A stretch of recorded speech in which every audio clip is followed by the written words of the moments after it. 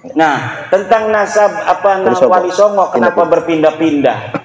Yang minda-minda itu bukan kita, Baklawi yang minda-minda nasab Wali Songo dalam kitab mereka. Ya. Tahun 1960 Salim bin Jindan menulis kitab bahwa tentang Syekh Khalil Bangkalan. Saya melihat sendiri manuskripnya dari cucu Syekh Khalil Bangkalan. Tulisannya tulisan Salim bin Jindan. Dia mengurut silsilahnya Syekh Khalil Bangkalan ke Wali Songo, kemudian ke Baklawi. Sementara manuskrip Nusantara yang telah diteliti oleh Profesor Dr. Husein Jayadiningrat tahun 1919, dari berbagai manuskrip yang ada, tidak ada itu Wali Songo keturunan Baklawi. Silahkan bukunya Profesor Dr. Husein Jayadiningrat masih ada di Tokopedia. Namanya itu Kritik Sejarah Banten. Kritik Sejarah Banten karya Profesor Dr. Husein Jayadiningrat. Itu dia meneliti berbagai macam manuskrip yang ada dari Wali Songo pada tahun 1919, kemudian dijadikan desertasi di Den Haag, Belanda. Kemudian kita bisa baca terjemahnya hari ini dari bahasa Belanda. Tidak ada satupun dari 11 riwayat keturunan jalur Wali Songo yang ada dicatat oleh Profesor Dr. Husein Jayadiningrat dari manuskrip-manuskrip tua yang ada di Nusantara yang jalur Baklawi. Jadi tahun 1919 saja tidak ada jalur Wali Songo ke Baklawi. Ya. Lalu pada zaman tahun 1960 baru ada manuskripnya dari tulisan Salim bin Jindan Baklawi. Ini dari Habaib. Nah, dikatakan ada manuskrip Negara Kertabumi di Cirebon 1690 abad 7, abad 17 berarti. Ternyata itu manuskripnya palsu. Nah, manuskrip palsu yang juga ditulis 1960 kemudian diatribusikan bahwa dicatat atau ditulis tahun 1690, padahal 1960 dibalik. Oh, dibalik. Kertasnya itu kertas yang biasa diproduksi oleh pabrik Indonesia. 1960. Silakan cari di internet manuskrip Negara Kertabumi palsu. Itu ada bagaimana filolog UI sudah mengadakan penelitian manuskrip itu palsu. Di situ ada silsilah Sunan Gunung Jati sampai Ubedillah. Ternyata manuskrip itu palsu. Pakainya apa itu? Tulisannya tulisan Jawa kuno. Jadi tulisannya Jawa, kemudian tidak berbahasa Belanda, tidak berbahasa Indonesia, tapi tulisan Jawa. Tapi ditulisnya 1960. Di sana ada nasab Wali Songo, terutama Sunan Gunung Jati sampai ke Ubedillah. Ternyata manuskrip ini adalah manuskrip palsu. Satu lagi manuskrip itu cerita Purwaka Caruban Nagari. Purwaka Caruban Nagari itu yang juga ada silsilah ke Baklawi itu sama manuskrip Belanda. Manuskrip pada zaman Belanda yang ditengarai bahwa manuskrip itu adalah manuskrip sengaja untuk memutarbalikkan sejarah Indonesia. Jadi manuskrip-manuskrip kolonial, manuskrip-manuskrip palsu untuk memotong sejarah Wali Songo dan bangsa Indonesia hari ini. Kenapa? Karena Belanda itu, bapak-bapak, ibu-ibu, mempunyai sebuah kepentingan agar bangsa Indonesia ini jangan bersatu di masa depan. Akhirnya silsilah-silsilah kita yang satu dengan orang Aceh, dengan orang Maluku, dengan orang Bali, dengan orang Kalimantan dipisah-pisah. Bahwa tidak ada kaitan keluarga. Padahal semua orang Nusantara ini ada kaitan keluarga. Maka saya sudah katakan nanti saya akan berusaha untuk mengumpulkan segala sumber untuk mendapatkan nasab Nusantara agar bangsa Indonesia ini bukan hanya merasa dirinya bersaudara dengan perjanjian di atas Undang-Undang Dasar, tapi juga memang kita secara de facto adalah saudara dari sisi darah, sama-sama keturunan Nusantara. Kalau kita ingin melihat bangsa Indonesia dengan tanah air kita yang tercinta ini tetap dalam negara kesatuan Republik Indonesia, maka bukan hanya ada sebuah komitmen konstitusional, tetapi juga ada komitmen kekeluargaan yang jalur itu memang sudah niscaya. Kenapa kita sekarang ini ada di dalam jajaran pulau-pulau Nusantara? Karena memang leluhur kita dulu ini satu.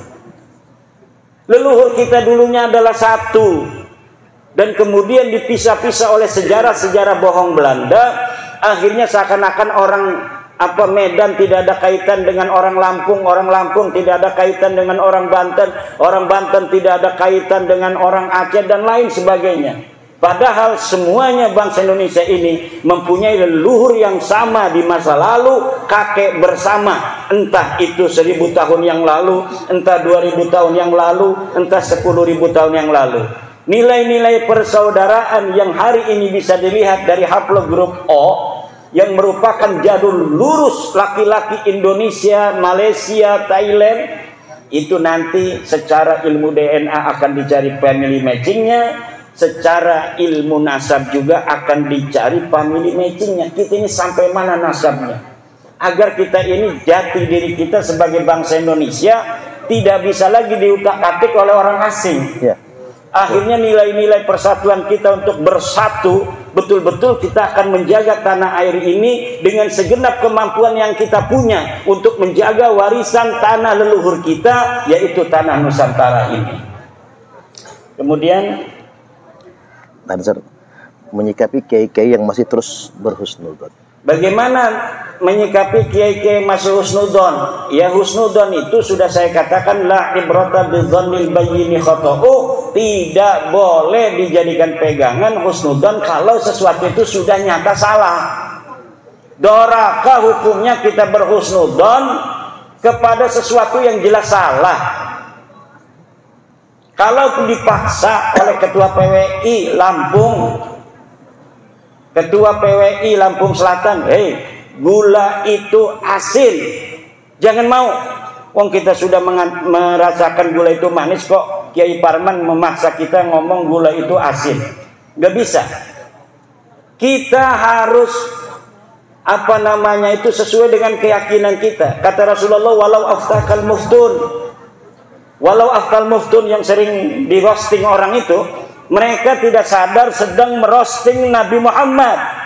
Karena kalimat walau aftal muftun itu adalah kalimat dari baginda Nabi besar Muhammad sallallahu alaihi wasallam.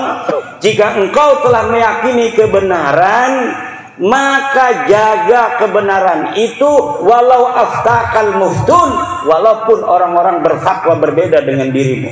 Ini adalah ucapannya Rasulullah Muhammad sallallahu alaihi wasallam. Tetapi di roasting katanya Kiai Imad itu tidak akan menerima apapun dalil yang dibawa oleh ulama sedunia karena dia sudah mengatakan walau aftal muftun. Ya kalau mendatangnya bawa dalil, ya kalau saya nggak nerima dalil saya bisa dihukum, bos. Ya. Kalau kita ngomong sembarangan gak ada dalil, kita ini bicara hoak. Kalau hoak itu bisa kena pasal. Sekarang mana dalilnya yang mengatakan Ba'lawi itu turun Nabi? Hayo kita adu dalilnya. Kalau tidak berarti Anda yang menyebarkan hoaks selama ini. Tapi kenapa Kiai Suparman belum melaporkan orang yang nyebarin hoaks? Enggak tahu, tanya sama Kiai Suparman. Kalau saya sibuk ngajar ngaji, nggak bisa lapor-lapor kemana-mana. Kalau di somasi numpuk saya banyak itu somasi. Saya biarkan aja, kapan mereka mau melaporkan, ayo kita diskusi di pengadilan. Cocok. Kita diskusi di pengadilan itu enak, Pak. Saya lihat itu kalau pengadilan itu hakim memberikan keluasan kepada orang-orang untuk bicara apa adanya sesuai fakta yang dimiliki. Kemudian kalau perlu untuk hadap-hadapkan di muqabalah, dihadapkan. Mana dalilnya kamu? Coba lihat, kata hakimnya. Coba ini lihat, ini palsu Pak Hakim, kata saya. Kan nanti gampang saya ngomongnya. Tuh lihat Pak Hakim, kertasnya aja begitu. Katanya tahun 600 Hijriah. Ini kertasnya ada garis-garisnya Pak Hakim. Coba lihat tuh. Garis-garis begini, ini pabrik Indonesia tahun 1960 Pak Hakim. Bener ini kimat nih. Ini yang bener. Itu nanti begitu. Kalau di pengadilan ujung-ujungnya misalnya kalau hakimnya puyeng, udahlah DNA aja, DNA. Panggil dari BRIN, panggil dari Rumah Sakit Bayangkara Polri. Ini pegang ini, orang nih pegang ini. Coba rambutnya ambil, darahnya ambil. Coba mesinnya bawa sini, kita lihat supaya tidak bohong. Kalau dokternya ini bohong, kita tembak langsung nih dokter. Jangan bohong, coba lihat. Kita lihat sampai ini mesin mengatakan apa hasil daripada haplogrupnya dia itu. Dan pengadilan itu banyak duitnya, negara namanya. Bisa mengambil ahli-ahli DNA dari internasional untuk dihadirkan.